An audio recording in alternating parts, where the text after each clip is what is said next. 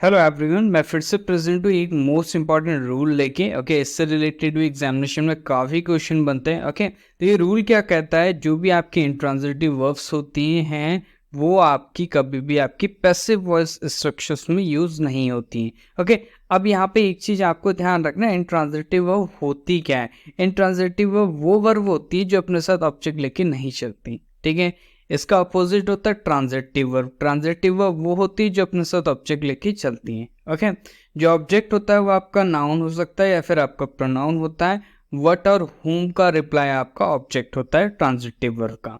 ठीक है, एक एग्जांपल देख लेते हैं। आपका क्या लिखा हो, आपका it was come in to existence some 100 years ago। Okay, तो यहाँ पे इट लिखा है, वॉज कम लिखा है। ओके, अभी जो कम होता है ना, ये आपका क्या होता है, इंट्रांजिटिव वर्ब होती है। ध्यान रखिएगा, इसका कभी भी ऑब्जेक्ट नहीं होता। ओके, हम बोलते हैं आपका कम हेयर। ओके, तो हेयर जो है वो आपका एडवर्ब है, ऑब्जेक्ट नहीं है। ओके, तो कम जो है इंट्रांजिटिव वर्ब है। अगर ये इंट्रांजिटिव वर्ब है तो बी प्लस वी थ्री का जो स्ट्रक्चर यहाँ पे ना, वॉज प्लस वी थ्री, वो गलत है। ओके, ये आपका क्या होना चाहिए, आपका वर्ब का सेकंड फॉर्म होना चाहिए। इट शुड बी आपका केम। तो क्या हो जाएगा, it came into existence some 100 years ago। Okay, यहाँ पे इनटू प्रपोजिशन है, एग्जिस्टेंस नाउन है। ये क्या है, इनटू प्रपोजिशन का ऑब्जेक्ट है। इनटू एग्जिस्टेंस क्या है, आपका एडवर्ब है जो केम वर्ब को मॉडिफाई कर रहा है। सम डिटरमिनर 100 न्यूमरल है, इसलिए आपका यस नाउन प्लूरल है।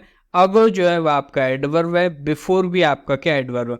अगो और बिफोर से रिलेटेड एक चीज आपको ध्यान रखनी है, अगो यूज होता है आपका पास्ट इंडेफिनाइट टेंस में यानी वर्ब का सेकंड में, और बिफोर यूज होता है आपका पास्ट परफेक्ट टेंस में यानी आपका हैड प्लस वी थ्री में।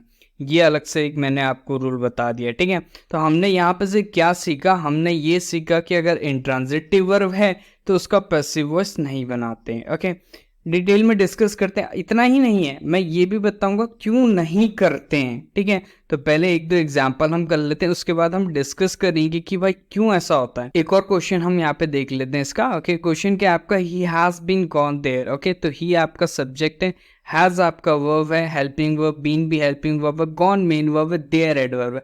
अब देयर एडवर्ब हमने यूज कर रखा तो ऑब्वियसली भाई किसी ना किसी वर्ब को मॉडिफाई कर रहा होगा। तो ये क्या कर रहा है, आपका हैज बीन गॉन जो फ्रेजेस को मॉडिफाई कर रहा है। अब यहाँ पे जो आपका हैज बीन गॉन है ना, गो है ना, हम ये कहते हैं यू गो देयर। तो गो के बाद देयर आता है तो देयर एडवर्ब ऑब्जेक्ट तो लेके नहीं जाता। तो गो भी आपका क्या एक्शन वर्ब और इंट्रांजिटिव वर्ब है, इसका ही पैसिव वॉइस नहीं बनेगा, ध्यान रखिएगा। तो क्या हो जाएगा आपका, ही हैज गॉन। ओके, तो ये आपको ध्यान रखना। अच्छा, यहाँ पे बीन है, इसको इनकरेक्ट कंसिडर करेंगे, इट शुड बी आपका ही हैज गॉन देयर।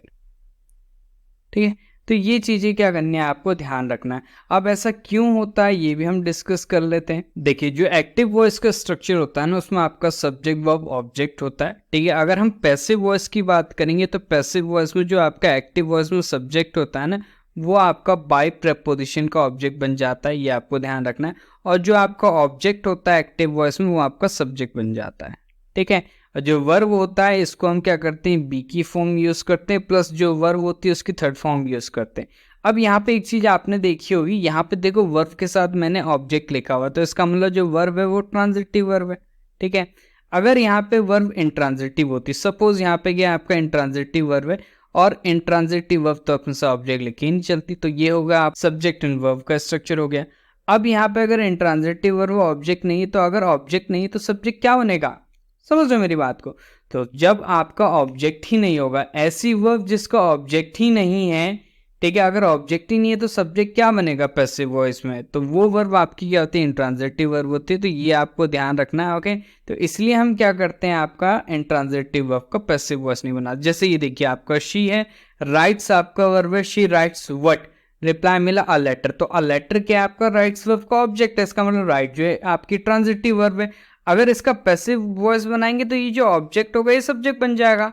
ठीक है, अगर वर्ब ही इंट्रांजिटिव वर्ब उसका ऑब्जेक्ट ही नहीं तो सब्जेक्ट हम बना ही नहीं पाएंगे किसी को, और बिना सब्जेक्ट के तो भाई स्टेटमेंट गलत हो जाएगा। ओके, तो ये चीज आपको ध्यान रखना। तो अ लेटर यहाँ पे आएगा। ओके, क्योंकि राइट आपका इंट्रांजिटिव है, और राइट की जगह क्या हो जाएगा, बी की फॉर्म इज यूज करेंगे, और रिटर्न हम वर्ब का थर्ड फॉर्म लिखेंगे, और बाय के बाद क्या करेंगे, शी का ऑब्जेक्टिव केस लिख देंगे, क्योंकि बाय प्रपोजिशन का ऑब्जेक्ट आएगा और वो ऑब्जेक्ट आपका ऑब्जेक्टिव केस का होना चाहिए।